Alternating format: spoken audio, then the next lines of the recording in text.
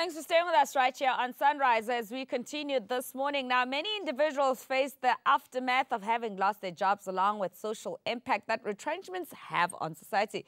Now, with a volatile economy, more job cuts may be likely, and protecting yourself against the financial implications of retrenchment may be something you may want to look at. Now, this morning, we are delving further into this along with giving you some answers to questions you might have.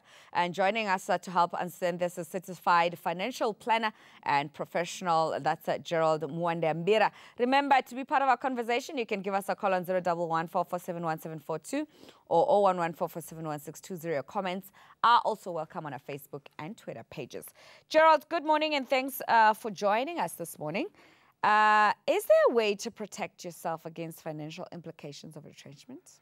Indeed, retrenchment is a really traumatic experience, and once you've been through it, you realize that it affects everything in your life, but mostly it affects your finances. And if you are currently employed and not facing retrenchment, there are various steps you can take to protect yourself from a future retrenchment. And these steps include taking out a specific policy, which is normally part of a life insurance policy called a retrenchment policy. And this basically will give you income for various periods ranging from 12 to 36 months, which will allow you to recover, get new employment, and protect your name in terms of your financial contracts. These policies are commonly available from the assurers, whether it's the Big M, the Blue Flame, the Christmas tree, whichever one you prefer, what flavor. Talk to a CFP professional and they will basically guide you through this policy. The most important thing is that you cannot take out retrenchment cover when you know you're going to be retrenched, and there's normally a waiting period of a year before you can take out this policy, and you need to have been employed normally for 2 years before you take out this policy. Okay, so the big question for a lot of people is those who says, okay, I've been paying money towards a pension or some savings of some sort, or there's company benefits. Is it advisable to cash out that money? Definitely not. Money for your retirement penny is for exactly that, your retirement. So you need to be planning ahead. Normally, it's advisable to put that money into a preserver policy or preserver fund to preserve that money until you retire. Remember, retirement age in South Africa is 55. Most people tend to prefer to retire at 65. The one thing you can do, though, is tap into the unemployment insurance fund, the UIF. And you need to fill in a UI-19 form, UI-19 form, and that allows you to claim uninsurance fund cover, which represents income replacement of between 38% and 60% of what you were earning, up to a maximum of 14,872 rand. So that is money which the government will allow you to draw on. It's an insurance fund which every employee pays every month, so you can draw income for up to a year, and this money can help you. The problem is that most people who get retrenched don't even approach the UIF, and they're currently sitting on a surplus of 126 billion rand.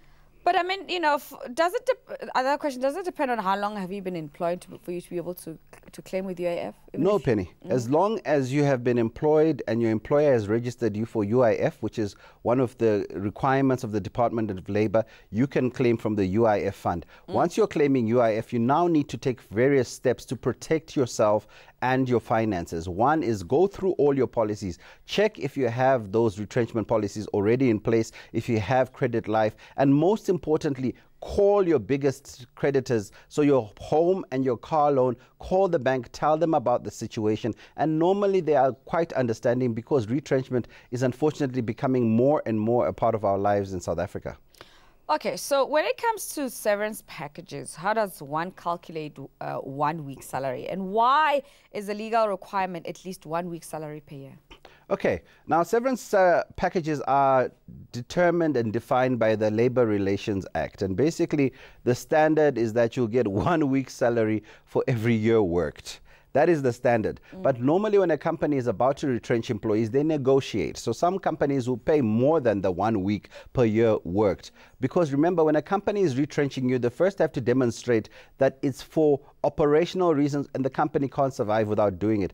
Most companies do tend to give more. Some will give 2. I've seen some who give 4 or 5 weeks for every year worked. It's better that way, because if you've worked more, you actually get a bit more in terms of your severance package. But unfortunately, according to the law, yes, it is 1 week for every year worked.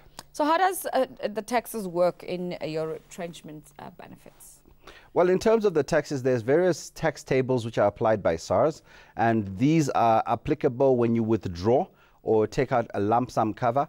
It's important at this point, again, to speak to your financial planning professional, because remember, Penny, this could be your lost money for a while. So you need to really plan ahead. You might need to do an audit of all your assets, you know, the things in your house which you might be able to get rid of to give you extra cash. The last thing you need to do is simply rush to pay off all your debts and say, I've paid off all my debts, because you don't know when your next income would come. So sometimes it's better to sit with a sober-minded financial planning professional who can help you. Sometimes you need to allocate some of that money to entrepreneurship or something which can allow you to generate income, because the biggest thing you lose when you are retrenched is your income.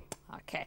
Well, Gerald, we're going to have to leave it at that for today. For more information, they can go to askgerald.co.za.